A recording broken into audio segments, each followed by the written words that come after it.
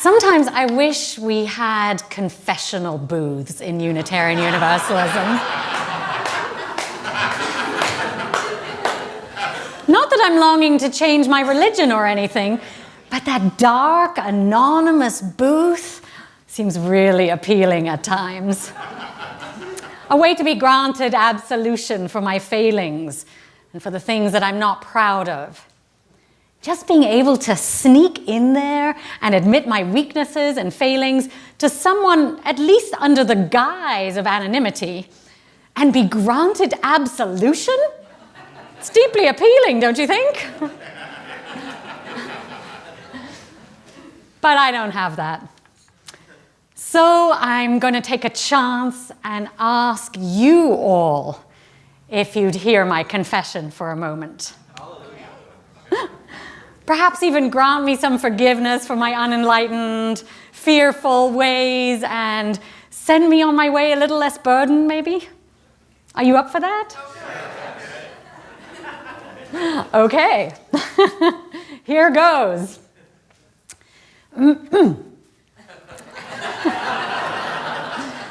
So many years ago, when I was a congregant, whenever I heard that someone was going to be asking for money, or doing a fundraising campaign, I would conveniently miss church that day.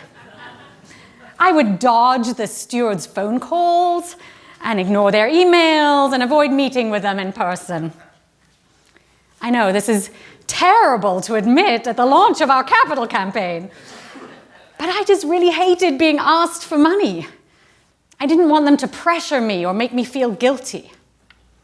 It just felt too personal and intrusive. And I didn't realize at the time that I had a choice. I'll give as I will when I'm good and ready, I'd say, aloud to the pledge drive letter that came in the mail. I'll give when I feel abundant enough and when it really feels like my church, when I really belong. The truth is, I'd give to numerous different organizations, but only on my own terms, without being asked. I would give not out of guilt, but what seemed like free will.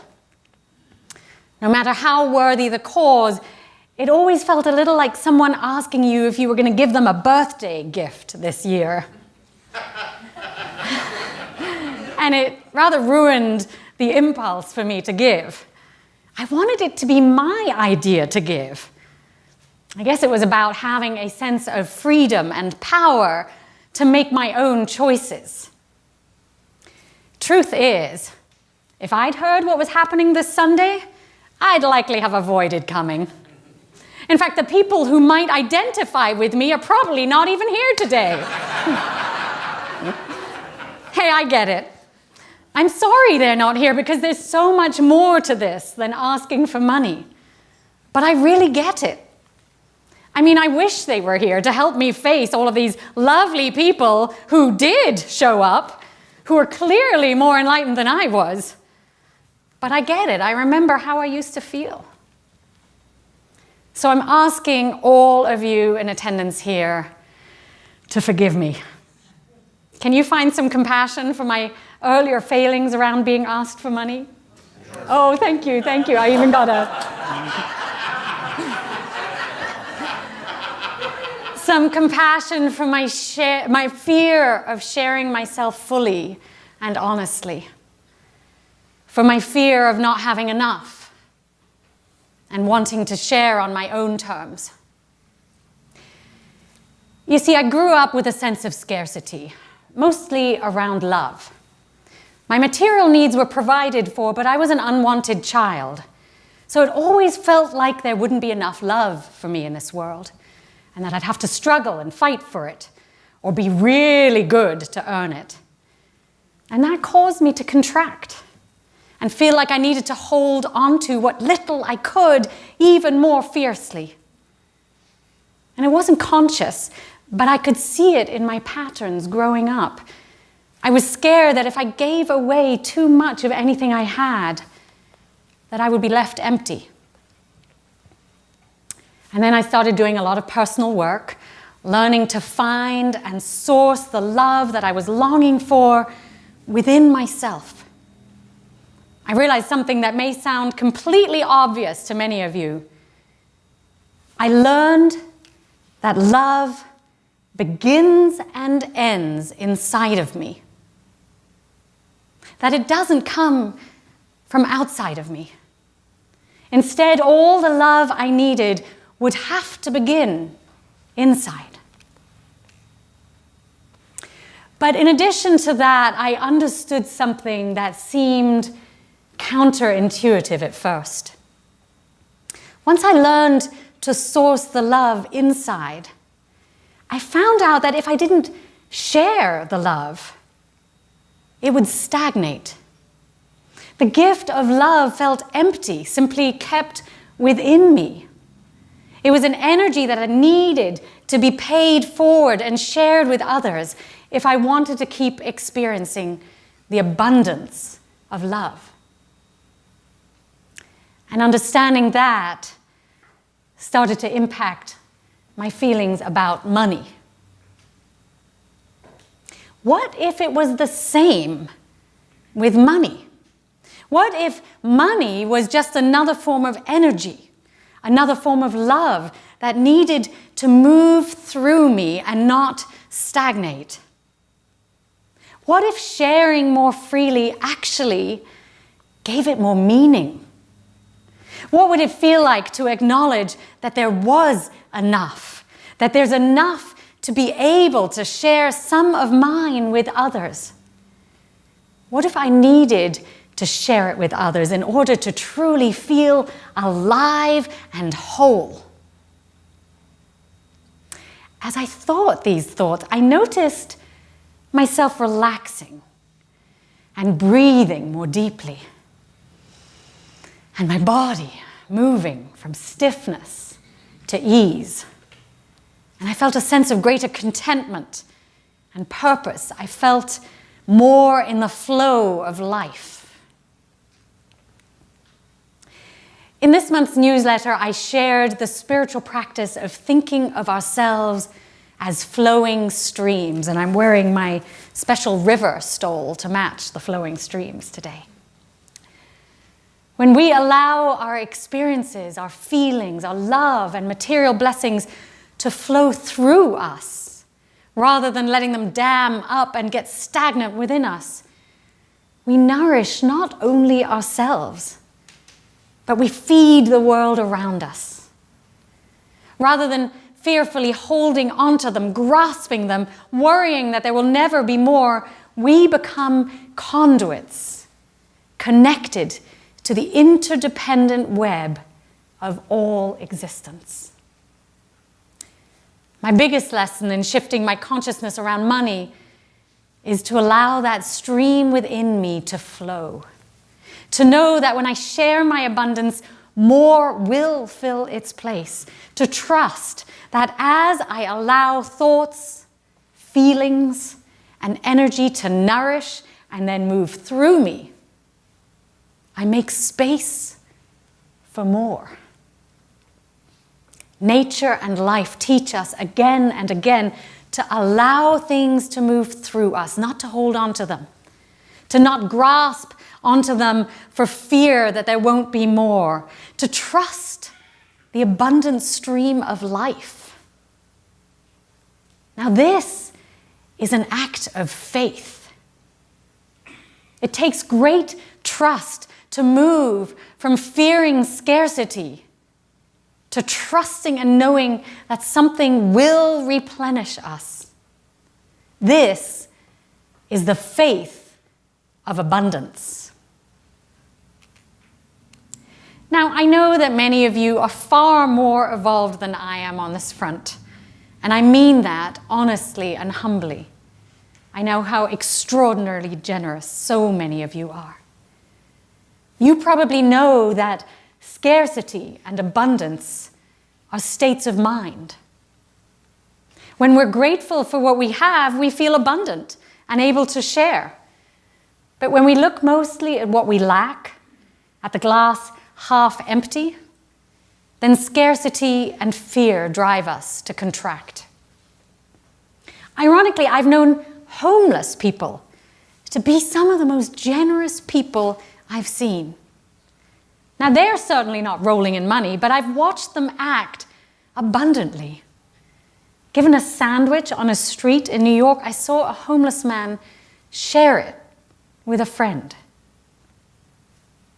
People like that are my spiritual teachers. To be generous when you have so little is a deep act of spiritual abundance.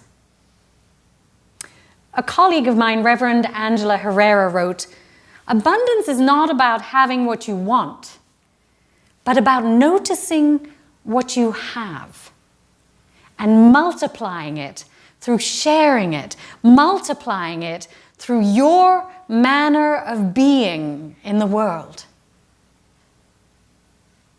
Which brings me to our fellowship.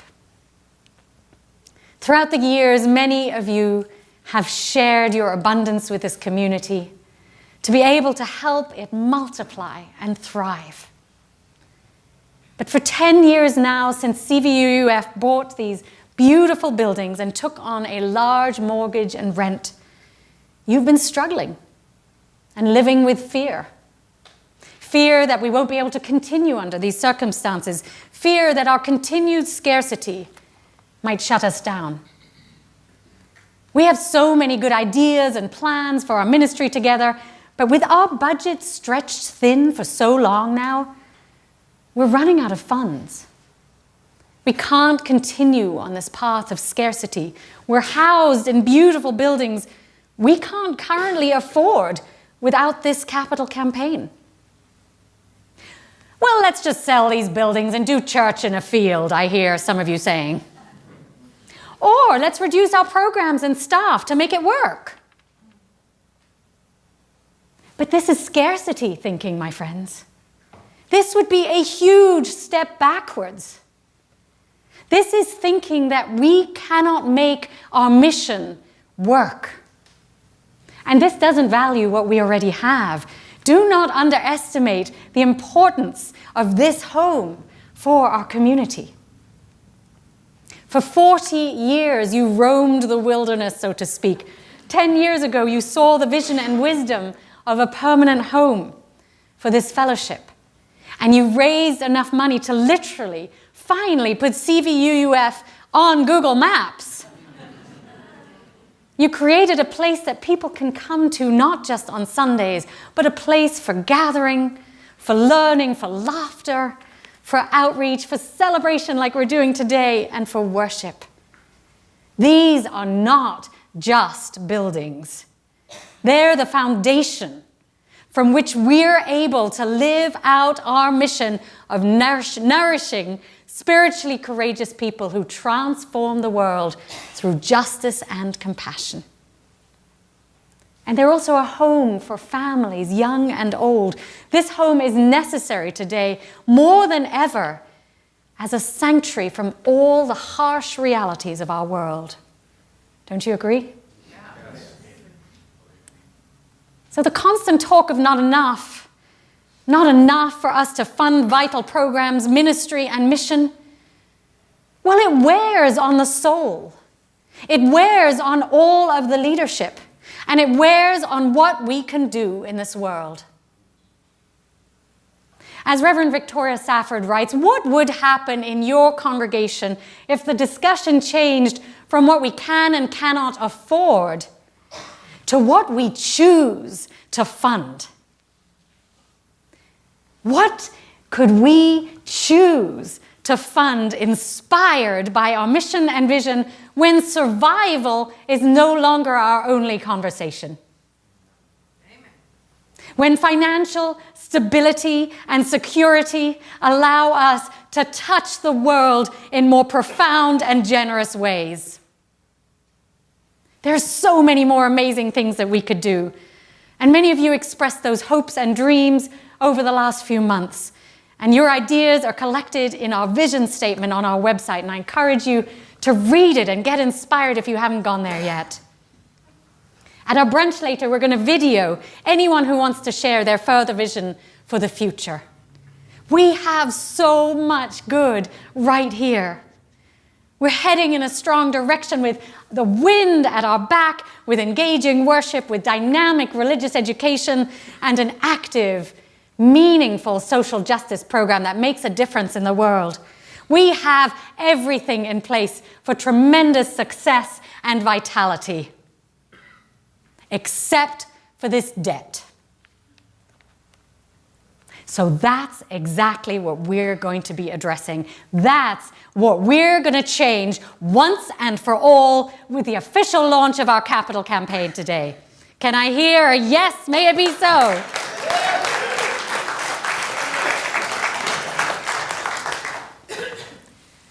The filmmaker Werner Herzog said, "When something lasts or not, whether something lasts or not, has nothing to do with whether it's made of stone or steel or wood or fabric. A house built all in wood can be a monument that lasts for hundreds of years because it seduces people to live in it, to use it and maintain it. Eternity depends on whether people are willing to take care of something." My friends, we are being called to take care of our spiritual home now, to put our energy here, to turn it into an abundant resource for our wider community. A colleague of mine, Reverend Stephen Eddington, tells a story of when he was a 13-year-old boy at a West Virginia Baptist church. The church was only 10 years old and in need of finances to be able to continue. As part of their pledge campaign, they asked even the youth of the congregation to go out and canvass their fellow youth. Now, it may seem rather desperate and even manipulative to ask for money from your youth group, but Stephen dutifully did what he was asked. He collected 10 cents from each of his friends, as that was a tithe on their $1 allowance. Now, how far can you get with a bunch of 10-cent contributions, right? Well, not very far, of course. But what it did for those kids, as Stephen attests, was to make them feel part of what was going on in their congregation. It made them feel like they belonged and they mattered in their congregation. It made them feel like they belonged and mattered. If their parents had been the only contributors, the kids might not have felt as if they had belonged and mattered. And 40 years later, that congregation is thriving and their facility has taken over several city blocks, and those kids are now raising their kids in that church. They started with nothing. But because everyone took a stake in their success, they thrived. Likewise, I'm inviting, and we all are inviting everyone to be a part of this capital campaign, to own a piece of our future. Whether you can give $10 or $10,000 or $100,000, you matter. You are valued. But more importantly, you will feel a part of this family. You will feel a greater sense of belonging by being part of this campaign. In giving and participating in this community, it becomes your home, your fellowship, your family. By contributing, we claim ownership. It becomes our home, not somebody else's. By buying in, we can co-create the community that we want and need it to be. This is an opportunity to be part of something great. It's not a burden. Lynn Twist, an amazing humanitarian and expert on finance, writes in her book, The Soul of Money, "There are no haves and have-nots. We are all haves, and our assets are diverse. In the alchemy of collaboration, we become equal partners. we create wholeness and sufficiency for everyone. So in the spirit of alchemy and wholeness, in which every one of our contributions from our diverse assets of time, of talent, and money matter profoundly, what part of the magic do you want to create? This is not about how much we contribute. It's not about the amount, but rather how we act to make this our home. How will we act together to create wholeness and sufficiency for everyone? How will you help to preserve this home for love, the home that love built?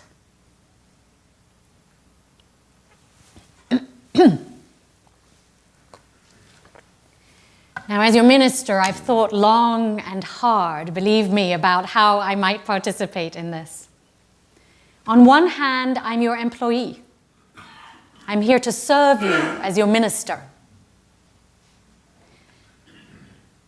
But I don't get to have this as my lifelong community as such.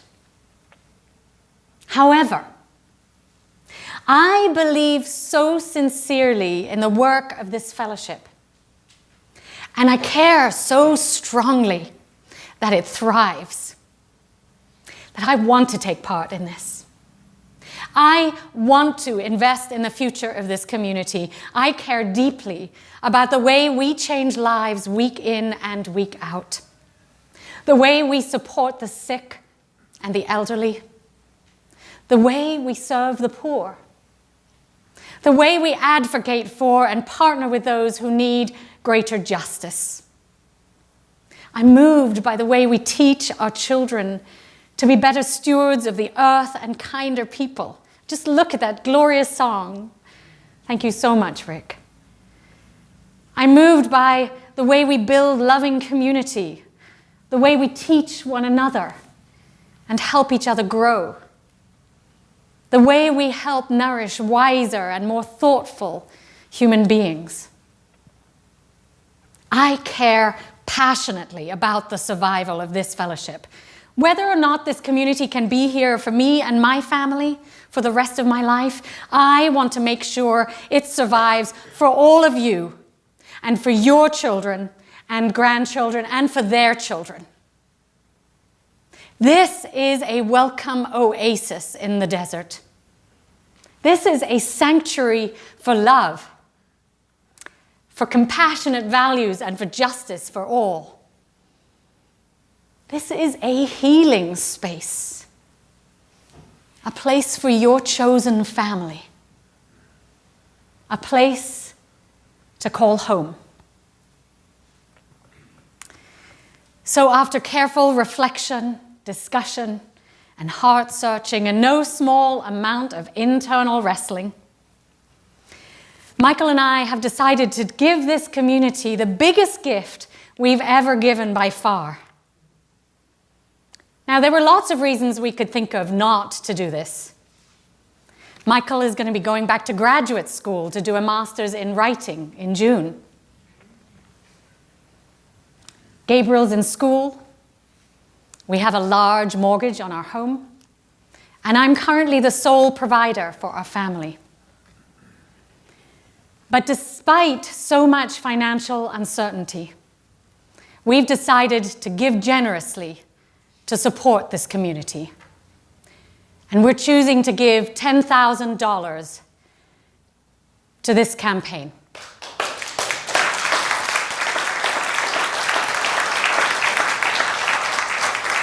That's more than 10% of my annual salary.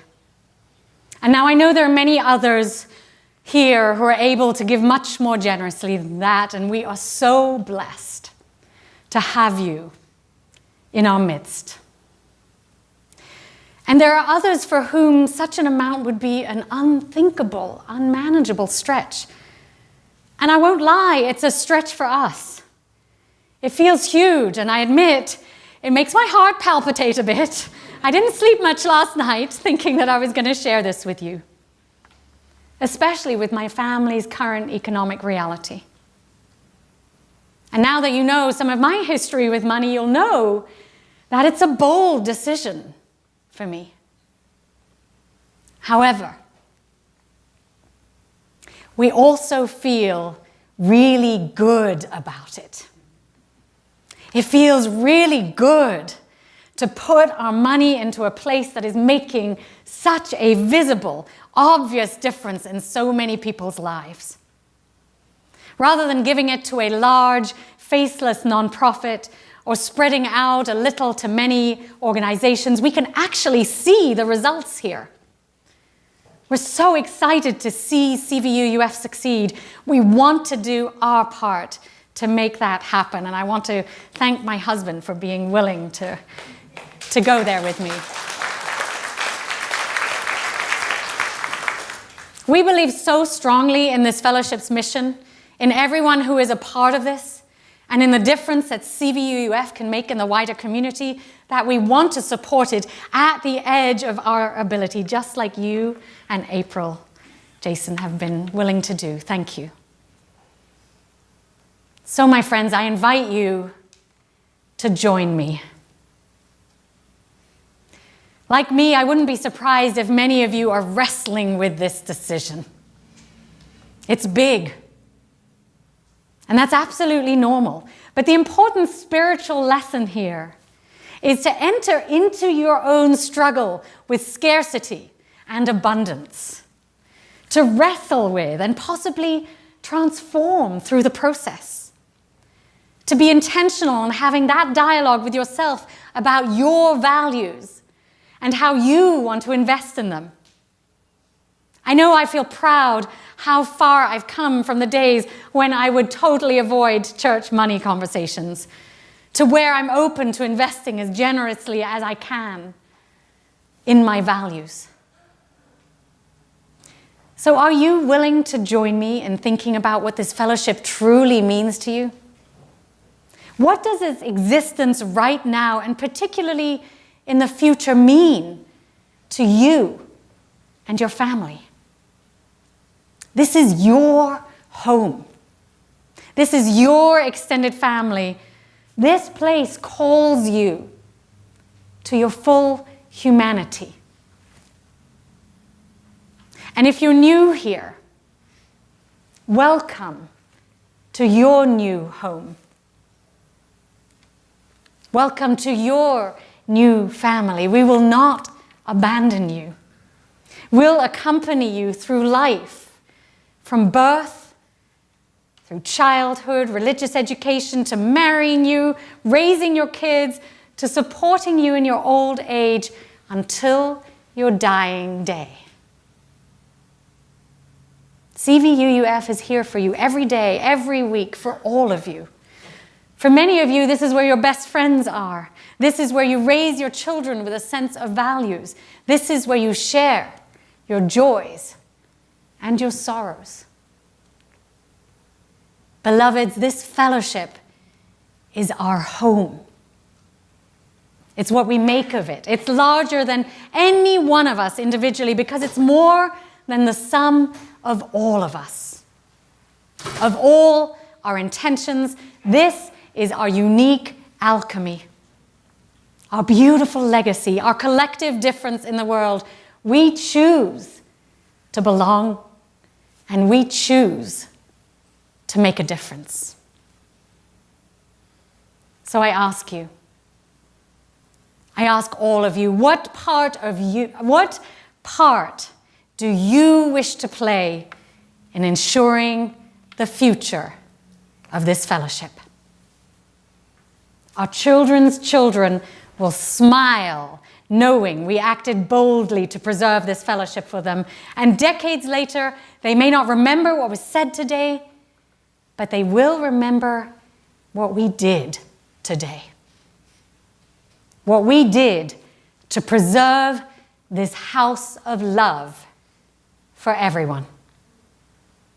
Please join me and my family in making CVUUF thrive as a beacon of love, of compassion, and of justice in an uncertain time.